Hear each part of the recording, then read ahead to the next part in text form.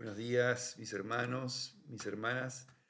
Estamos llegando al tercer domingo de Adviento. El Evangelio está tomado de Lucas, capítulo 3, versículos 2 y 3, y después hay un saltito, 10, 18. Lucas 3, 2 y 3, y después 2, 10, 18. Y como se repite tres veces una pregunta en el Evangelio, ¿qué debo hacer? Les propongo que este sea un poquito el foco de la reflexión de hoy. ¿Qué debo hacer? Muy cerquita ya de la Navidad. Este domingo es el tercero de Adviento, que se suele conocer como el Domingo de la Alegría. Y en este domingo, y en este tiempo en general, la Iglesia nos presenta diversas figuras que nos ayudan a vivir el Adviento. Hoy la figura de Juan el Bautista, que es un personaje que por su estilo de vida, por su predicación, llama la atención, atrae multitudes. Quizá la expectativa de que llegue un Mesías liberador y que ese Mesías pueda ser Juan, hace que el pueblo oprimido por el imperialismo romano se acerque a Juan y se pregunte si él será acaso el Mesías. Juan es un personaje extraño, se nos dice que es hijo de un sacerdote, que pertenece a una clase entonces relativamente acomodada del pueblo de Israel, pero renunció a todo y se fue a vivir como un lillera, como un pordiosero, como un ermitaño en el desierto. La verdad es que se le juntan multitudes por curiosidad, por necesidad de tener una experiencia de Dios que la religión oficial o el templo no les ofrece.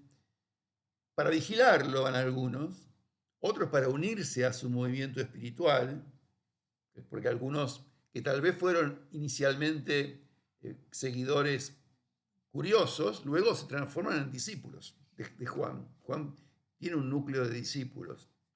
Parece que hasta Jesús fue uno de ellos, al menos así lo dicen los estudios cristológicos actuales. Un tiempito Jesús habría estado con el Bautista. Sí se puede decir, sin temor a faltar a la verdad, que Juan fue un extremista, un hombre que pateó el tablero, un hombre que ofreció un camino espiritual, un camino de conversión al margen de la religión oficial de Israel, especialmente al margen del templo. Él, como les dije, había renunciado al sacerdocio, que en Israel era algo hereditario, nacías en una tribu, en una familia sacerdotal, y esa era tu vocación y era tu destino. Juan rompe con eso. Y su mensaje, lo que él anuncia, lo que él predica, también es disruptivo. Por una parte, por el tono con que él lo hace, pero también por el contenido de su predicación, que son muy amenazantes, muy radicales. Él transmite una imagen de Dios un tanto dura, un Dios justiciero, un Dios implacable. Y por eso el llamado a la conversión que él hace tiene un notable tinte de urgencia, digamos. Él es un hombre austero y duro que para vivir elige el desierto, elige la soledad, el silencio, que renuncia al matrimonio, algo totalmente inusual en su tiempo, que vive como los hombres más primitivos, ¿no? De lo que recoge por ahí, como los recolectores, ¿no? Los primitivos hombres recolectores, que asume condiciones de vida casi inhumanas, ¿no?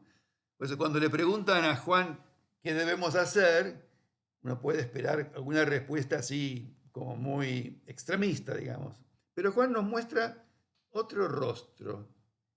Fíjense, tres veces en el Evangelio se hace esta pregunta, en el Evangelio que hoy leemos, ¿no? ¿Qué debemos hacer?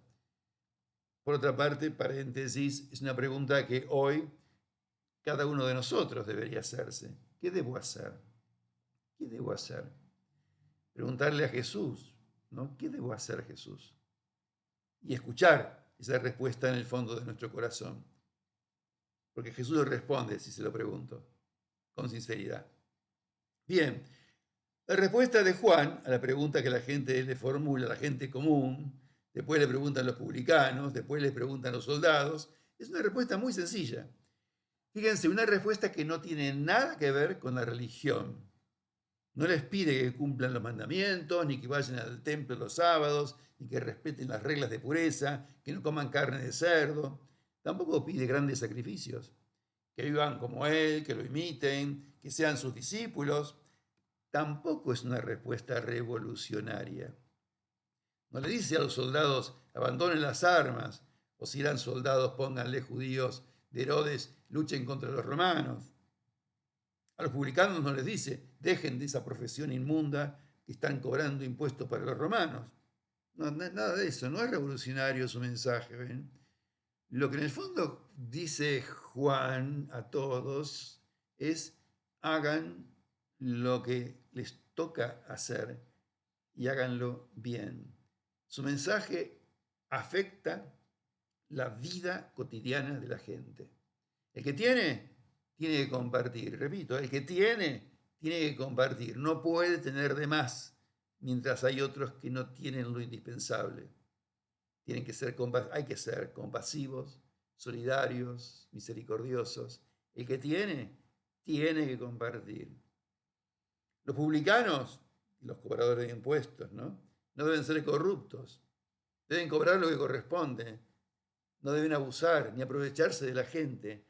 No deben enriquecerse ilícitamente. Los soldados no deben abusar de su fuerza, no deben extorsionar, no deben, dice también incluso, no deben hacer falsas denuncias, ser injustos, abusar del poder. Y les dice también no enriquecerse ilícitamente, no enriquecerse ilícitamente.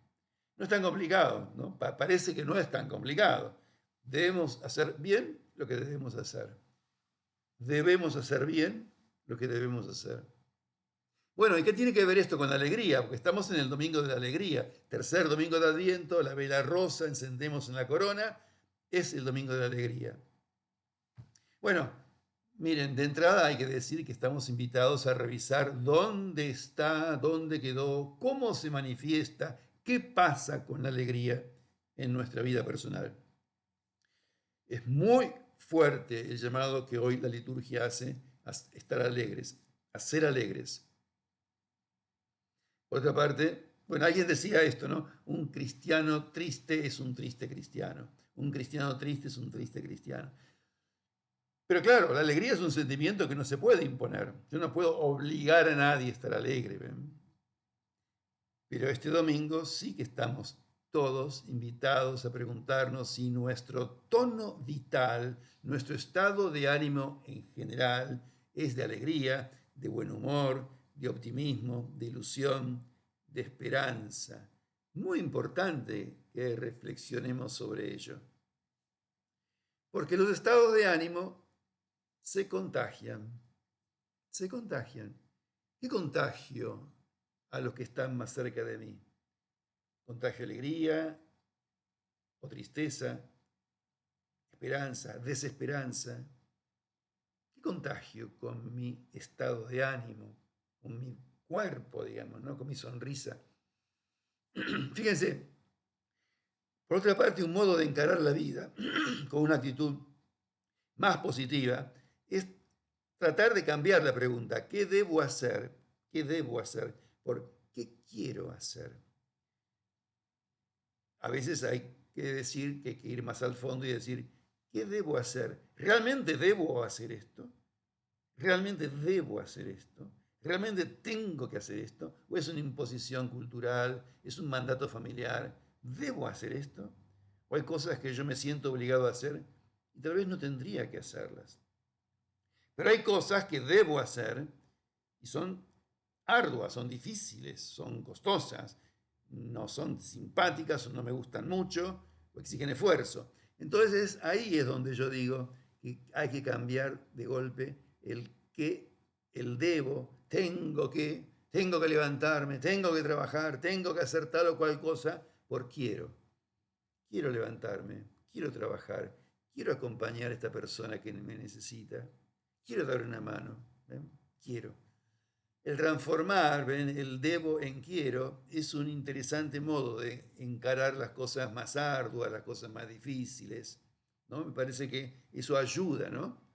En vez de hacerlo de mala gana, tengo que, debo, no, nos ayuda porque refunfuneando la cosa no va para adelante. Hay que ponerle onda, digamos, ¿no? Aunque sea, fíjense, intentar esbozar una sonrisa.